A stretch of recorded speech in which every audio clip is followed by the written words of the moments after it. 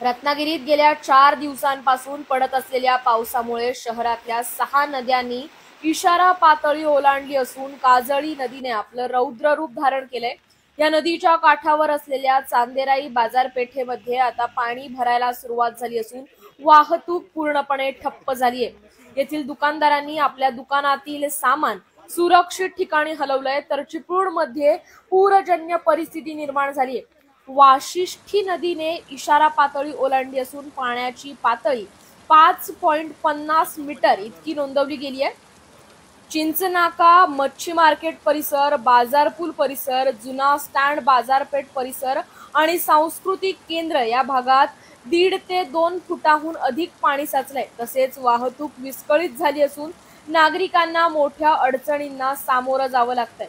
आज रत्नागिरी जिल्ह्यात मुसळधार ते मुसळधार पाऊस होणार आहे आणि त्यामुळे येणारे काही तास हे कोकणासाठी महत्त्वाचे असणार आहेत।